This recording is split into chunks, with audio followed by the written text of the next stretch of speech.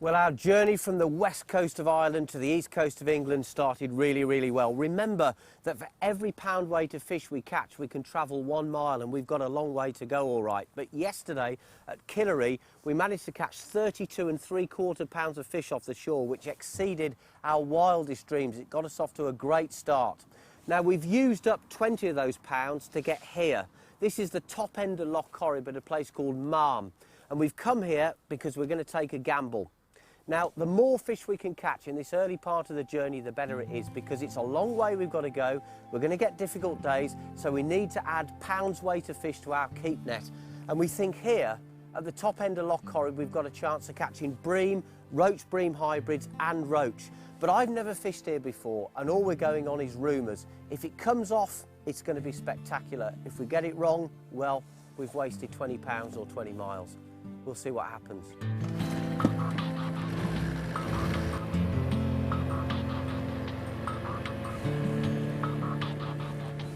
It looks a great area, doesn't it? Brian's brought us across to this bay here. Well, we're exposed to the elements, but we'll take our chances. Put a bag of that in, Mick. That's it. That's yours. Smells good.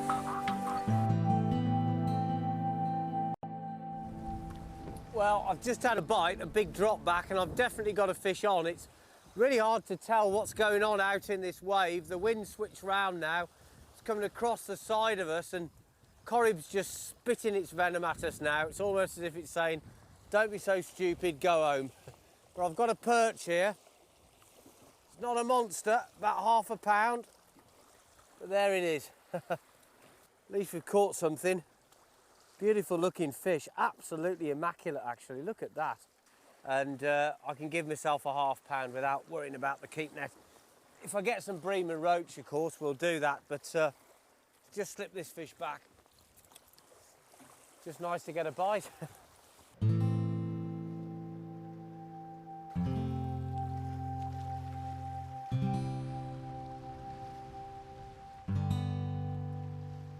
Oh, that didn't look very...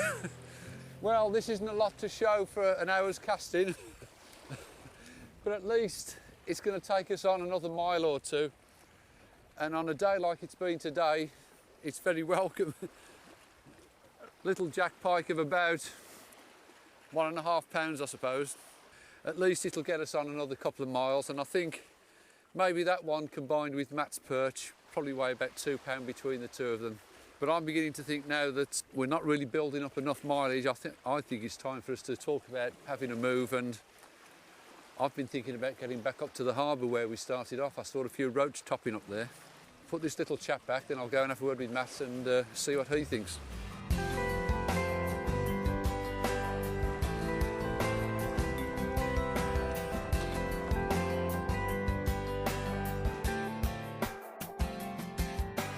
We've just started fishing here on the harbour where the river just cuts into a channel before it enters the lake, and I've had 2 or 3 casts in, feeding maggots on the waggler, and I'm into a fish straight away. Yeah, that's a nice fish. That's definitely one for the net. Roach-bream hybrid, and if there's a few of these about, you can build up a good net of fish quite quickly. Well, with that fish from Matt, today's total is now 2 3/4 pounds.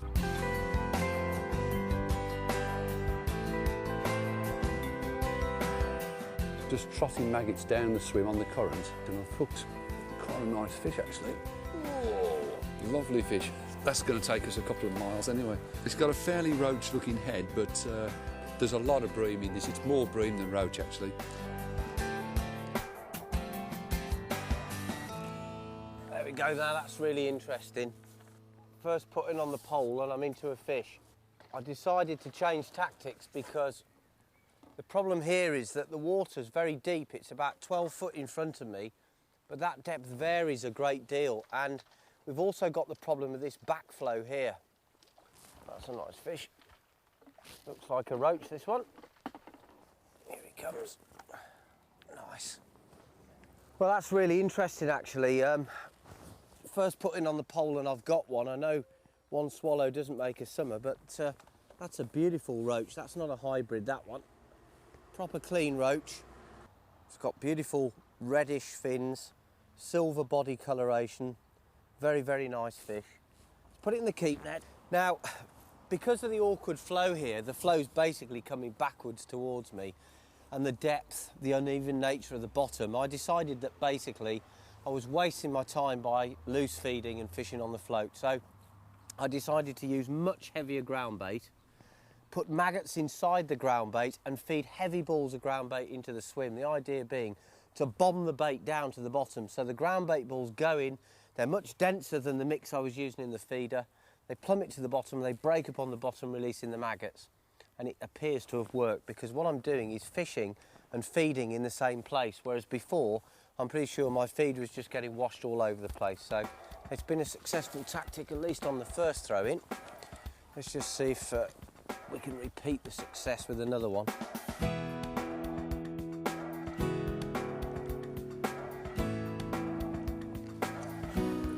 Well, it's the end of our second day. How have you got on, mate? Well, I haven't done great. I had a very nice hybrid. Do you want to take a look, see what I got? Yeah. Oh, I fished hard Look in. at that, and more breastfeeders in there. Don't let them go. I'll tell you what, I scraped the bottom today. You certainly have. Let's have a look what we've got there. Well, there you are, mate. £4, 2 ounces. We'll call it £4 around here. Yeah, that's pretty good, I think. It's well done, mate. Do you want me to get mine now? Yeah? Yeah, I've done quite well, Brownie. Oh, you haven't half.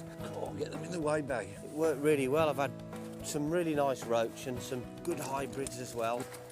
This is proper Irish fishing here, isn't it? Yeah. And that's your lot. Scales are 0, look. Okay. Oh, you've done well, mate. 18 18 and a half. 18 and a half. Oh, that's all right, isn't Very it? good effort, mate. Very good. Well done, mate. Well, that's absolutely fantastic because when you think about it, we've got 18 and a half pound there. Yeah. £4 you just caught, that's 22 and a half. Yeah, correct. And we had £2 earlier on. Yeah. That's 24 and a half. Correct, Plus yeah. we'd already got £12 in our keep net, don't forget. So we finished day 2 with 36 and a half pounds, which is absolutely beyond our wildest dreams. We mustn't get too excited because we're going salmon fishing next. And I think we could go right back down to earth. But it's been a fantastic start. Killary was superb. We ended up with a load more fish than we thought we'd get there.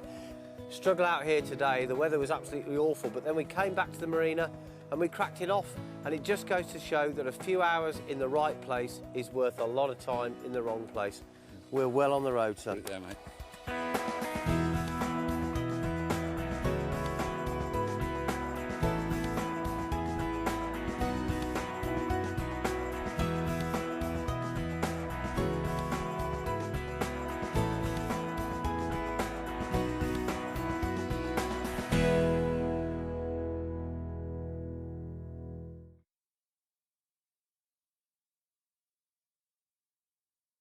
Two fishermen on a fishing mission from the west coast of Ireland to the east coast of England. Welcome to the Greater Rod Race.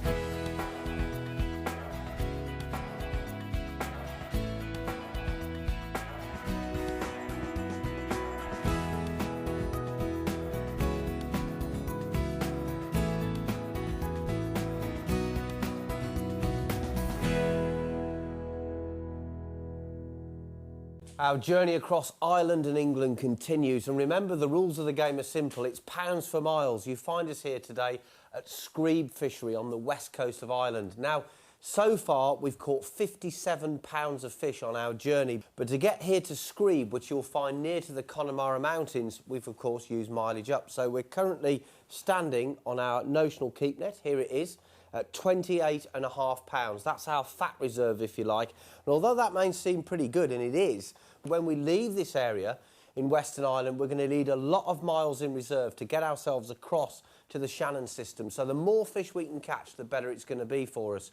And that brings us to Screeb. Well, what sort of place is it? It's a salmon, sea trout and brown trout fishery. You'll find it very near to the Connemara Mountains.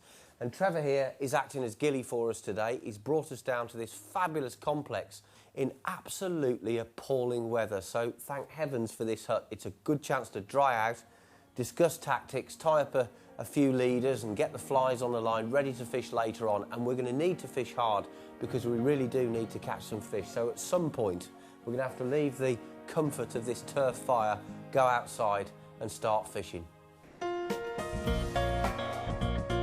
Where'd you buy an ice cream? I'm proud to be your fishing partner. Come on. It is an eel. Oh no! It'll get a lot worse than this. Fantastic, we're off the mark. Looks like a ray. It's another 1.5 miles on the board. Not a monster. Roach bream hybrid. That's going to take us a couple of miles anyway. Oh, you've done well, mate. 18 and a half. We're well on the road, Put son. it there, mate. Well, the weather is absolutely horrendous, which is pretty obvious. It's a very strong wind, the rain's lashing down, but I can tell you I'm really excited. I'm not catching anything, but when I'm retrieving that fly, all the time in my mind, I'm just imagining what it's going to feel like if a salmon grabs it. Over the years, I've done a little bit of fly fishing. I've caught pike, perch, zander, chub, dace, even a few roach and rudd on the fly, but I've never caught a salmon. So I'm prepared to put up with this awful weather just for a chance of catching a salmon on a fly rod. You probably think I'm crazy. You could be right.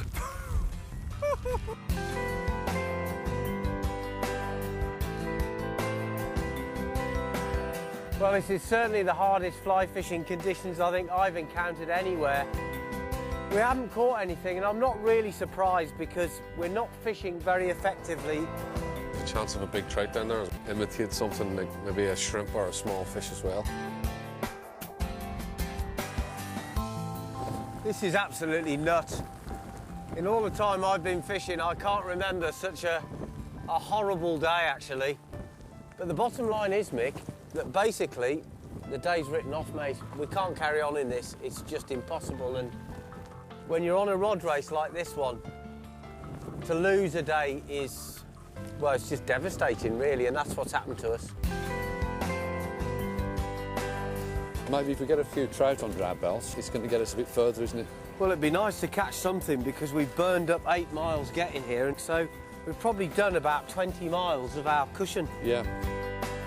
What's the forecast for tomorrow? Strong gales and more showers. So this is just a light breeze then, really? I'm really looking forward to tomorrow.